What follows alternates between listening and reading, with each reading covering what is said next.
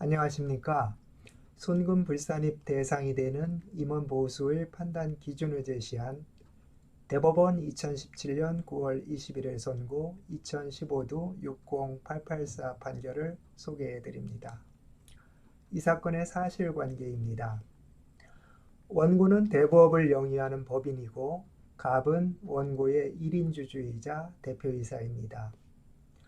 원고는 대표이사인 갑에게 2004 사업년도에 월 3천만 원씩을 급여로 해서 연간 총 3억 6천만 원을 지급했습니다.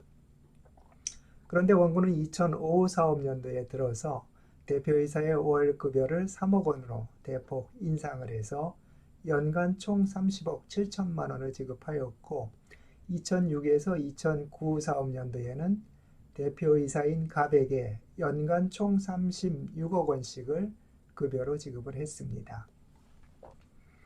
이에 대해서 피고는 원고가 갑에게 지급한 보수가 과다하다고 판단하고 동종 대부업체 중 대표이사의 급여가 높은 상위 3개 업체의 대표이사 급여 평균액을 초과하는 부분, 즉 이 사건 보수를 손금 부인해서 법인세를 부과하였습니다.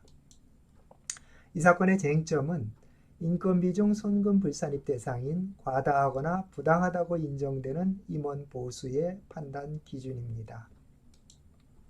대상 판결의 요지입니다. 대법원은 법인이 임원에게 직무집행의 대가로 지급하는 보수는 법인의 사업 수행을 위하여 지출하는 비용으로서 원칙적으로 손금 산입 대상이 된다고 판단을 했습니다.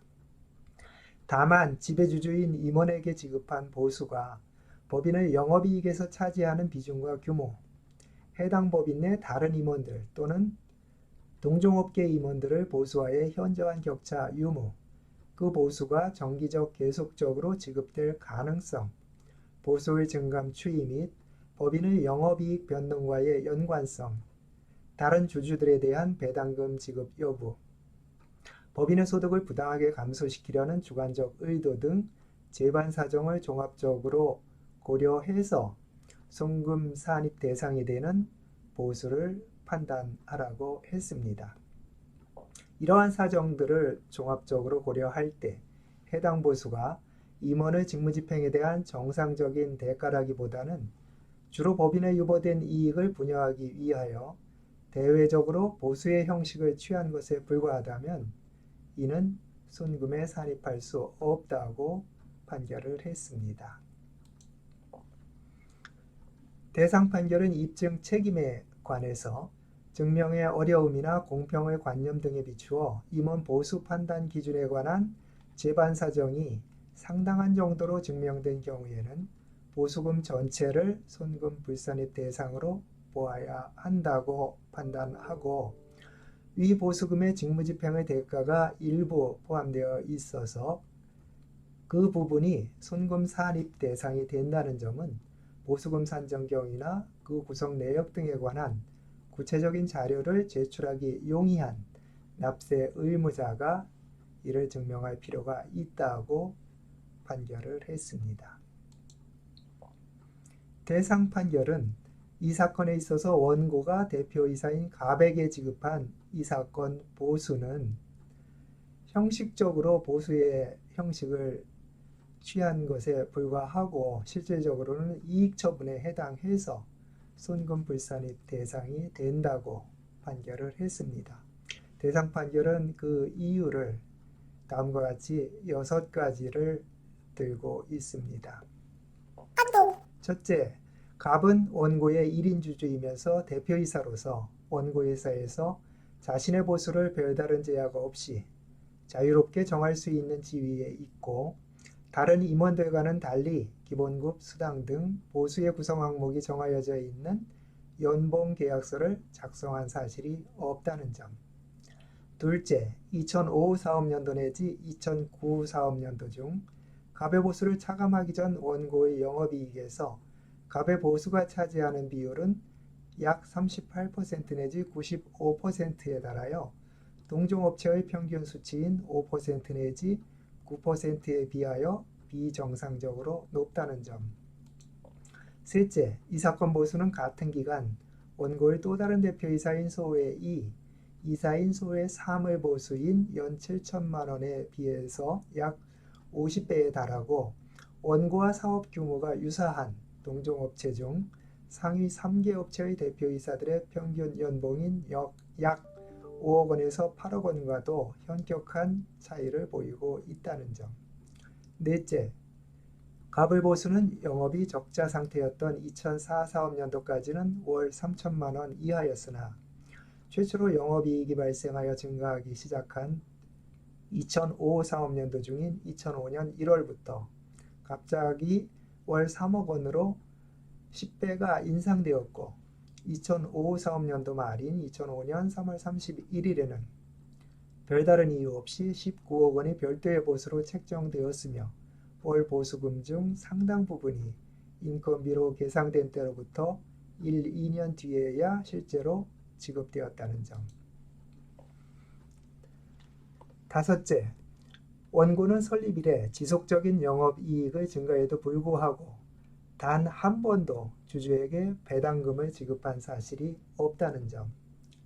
여섯째, 원고의 직원이 작성한 내부 문건에 의하면 세금 절약을 위하여 미지급이 가능한 사장의 급료를 높인다는 취지로 기재되어 있고 원고의 당기 순이익에 따른 법인세와 대표이사의 보수금 수준별로 차감된 당기 순이익에 따른 법인세를 비교 검토하였던 점 등에 비추어 대표이사인 가배보수를 전액 선금으로 인정받아 법인세 부담을 줄이려는 주관적 의도가 뚜렷해 보인다는 점 등입니다. 인건비의 손금 불산입 판단 기준과 관련한 판결을 보겠습니다. 임원 상여금 중 손금 불산입 대상이 되는 상여금 판단 기준은 대법원 2013년 7월 12일 선고 2013도 4842 판결이 제시를 했습니다. 법인세법 시행령에서는 상여금 중 정관, 주주총회, 사원총회 또는 이사회 결의에 의하여 결정된 급여 지급 기준에 의하여 지급하는 금액을 초과하여 지급한 경우 그 초과 금액은 손금에 산입하지 아니하도록 규정하고 있습니다. 따라서 일반적으로는 급여 지급 기준에 따라서 지급한 상여금은 전액 손금에 산입하는 것입니다. 대법원은 이 판결에서 원고가 취업규칙에서 경영실적에 따라 상여금을 지급할 수 있다고 규정하고 원고의 2008년 3월 26일자 정기주주총회에서 임원 보수 한도를 회장, 부회장의 경우 일정한 금액으로 결의하였다고 하더라도 그것만으로는 법인세법 시행령에서 규정한 급여 지급 기준이 정해졌다고 볼 수 없고 이 사건 상여금의 액수를 정한 근거를 알 수 없으며 그 액수가 2008 사업년도 당기순이익의 약 42%에 이르는 거액이어서 이를 임원 개인에 대한 임금으로 보기도 어렵다는 점 등에 비추어 이 사건 상여금은 원고가 유보된 이익을 원고의 발행주식 71%를 보유한 지배주주에게 배분하기 위하여 상여금의 형식을 취한 것으로서 실질적으로 이익처분에 의하여 지급된 상여금으로 손금 불산입 대상이라고 판결을 했습니다. 임원 퇴직금 중 손금 불산입 대상이 되는 퇴직금을 판단 기준에 대해서는 대법원 2016년 2월 18일 선고 2015도 50153 판결이 제시했습니다. 이 판결에서 대법원은 임원 퇴직급여는 전액이 손금 산입되는 것이 원칙이지만 임원 퇴직급여 규정이 근로동의 대가로서 퇴직급여를 지급하려는 것이 아니라 퇴직급여의 형식을 빌려서 특정 임원에게 법인의 자금을 분여하기 위한 일시적인 방편으로 마련된 것이라면 이는 법인세법 시행령에서 정한 임원 퇴직급여 규정에 해당하지 아니한다고 판단을 하고 퇴직급여의 산정 기초가 되는 월급여를 아무런 합리적인 이유 없이 인상한 경우에는 인상되기 전에 월급여를 기초로 하여 산정되는 금액만을 퇴직급여로 해서 순금 산입 대상이 된다고 했습니다. 대법원 2015도 50153 판결은 첫째, 임원 퇴직급여 규정이 종전보다 퇴직급여를 급격하게 인상하여 지급하는 내용으로 제정 또는 개정되고 그 제정 또는 개정에 영향을 미칠 수 있는 지위에 있거나 그와 밀접한 관계에 있는 사람이 퇴직 임원으로서 급격하게 인상된 퇴직급여를 지급받게 되며 둘째, 그에 따라 지급되는 퇴직급여액이 해당 퇴직 임원을 근속기간이나 근무 내용 또는 다른 비슷한 규모의 법인에서 지급되는 퇴직급여액 등에 비추어 볼 때 도저히 재직기간 중의 근로나 공헌에 대한 대가라고 보기 어려운 과다한 금액이고 셋째, 그 규정 자체나 해당 법인의 재무상황 또는 사업 전망 등에 비추어 그 이후에는 더 이상 그러한 퇴직급여가 지급될 수 없을 것으로 인정되는 등 특별한 사정이 있는 경우에는 그 퇴직급여 규정은 퇴직급여의 형식을 빌려 그 임원에게 법인의 자금을 분여하기 위한 일시적인 방편에 불과하다고 볼 것이므로 이러한 경우에는 구법인세법 시행령 44조 4항 2호의 규정에 따라 산정되는 금액을 넘는 부분은 퇴직급여로 순금에 산입할 수 없다고 판결을 했습니다. 대상 판결의 의의입니다.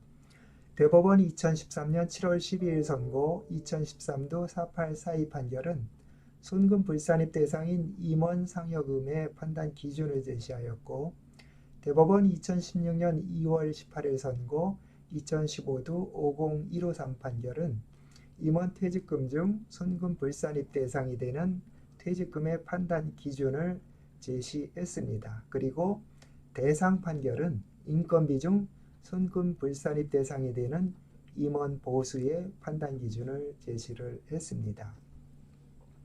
실무적으로 고려할 사항은 인건비인 임원 급여나 보수 그리고 상여금, 퇴직금을 결정함에 있어서 순금 불산입의 불이익을 방지하기 위해서는 앞에서 말씀드린 세 개의 판결이 제시한 기준을 고려할 필요가 있겠습니다. 감사합니다.